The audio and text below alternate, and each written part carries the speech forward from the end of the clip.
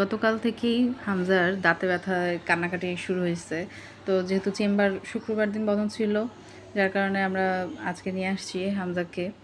তো চেম্বারে ঢোকার আগেই হামজা ভয় পাচ্ছিল। আসলে আমরা মানে যখনই দাঁতের কোনো কারো প্রবলেম হয় সবাই ভাইয়ার কাছেই ট্রিটমেন্ট করাই। ভাইয়ার চেম্বারটা আমার খুবই ভালো লাগে, আসলে মনে হয় কি একটা মানে কেমন যেন শান্তি লাগে। খুব মানে নিরিবিলি একটা পরিবেশ আর খুব পরিষ্কার পরিচ্ছন্ন। তো যাই হোক, হামজার তো মোটামুটি শেষই হয় না, সে ভয় পাচ্ছিল যে ওর দাঁত ফেলবে।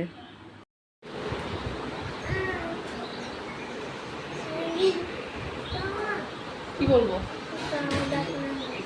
আচ্ছা, বলবো যে হামজার দাঁত ফালায় না ভাইয়া, ঠিক আছে?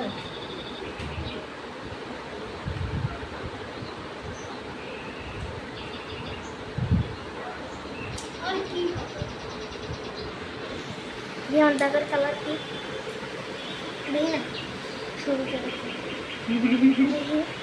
এরপর কোথাও আসবো তাহাকে নিয়ে, অথচ তাহা অত্যাচার করবে না, তার তো হতেই পারে না। এই দেখেন তার মানে দুষ্টামি শুরু হয়ে গেছে। সে আমাকে বারবার মারতেছিল, পরে হামজা বলতেছে আন্টিকে যে মারো, সে আন্টিকে না মেরে সে নিজেই মারতেছিল।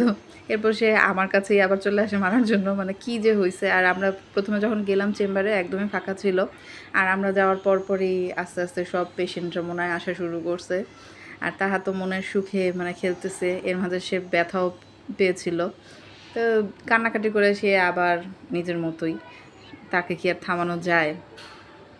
আর সবাই মানে ডক্টর হতে শুরু করে সবাই মানে তাহার এই দুষ্টামি দেখতেছিল, সবাই একটু আদর করতেছিল। আর অন্যান্য পেশেন্ট যারা ছিল এরাও হাসতেছিল, মানে কি করবে, ওর খেলাধুলা বন্ধ হচ্ছে না।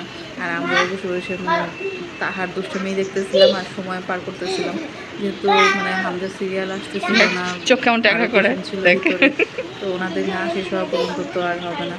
তো যাই হোক, এর মধ্যে ভাইয়া চলে আসলো, হামজাকে ভিতরে নিয়ে গেল। হ্যাঁ, বুঝতে পারছি।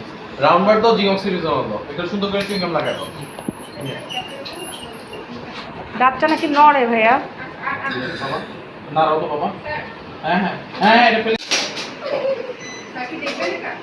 হ্যাঁ, এক্সটেনশনটা দেখো যদি হয়ে যায়। আমি চলো মাথা চলে যাবে।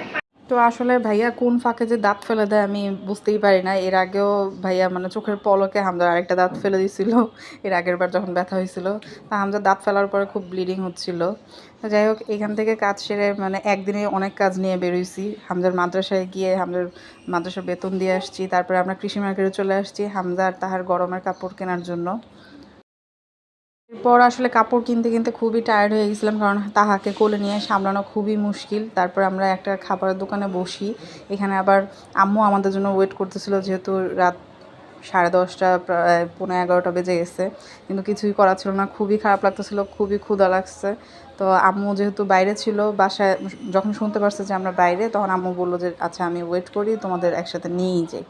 তো এরপর আমরা কোনোরকম 2টা ড্রিঙ্কস অর্ডার করি, কোল্ড কফি আর মোমো অর্ডার করি। তো এরপর তাহা আবার এখানেও একটু খোলামেলা পরিবেশ ছিল আর নিরিবিলি, যেহেতু তাদের আসলে ক্লোজিংয়ের সময় ছিল, যেহেতু রাত প্রায় 11:30 বেজে গেছে, কিন্তু তারপর কিছু করার ছিল না, আমরা বসেছিলাম খাবারের জন্য। এর মধ্যে কোল্ড কফি চলে আসলো, আর আমি ভিডিও করার আগেই খাওয়া শুরু করে দিয়েছিলাম। এরপর আসলে আমাদের জন্য মোমোজ দেয়। আজকের ভিডিও এই পর্যন্তই। আল্লাহ হাফেজ।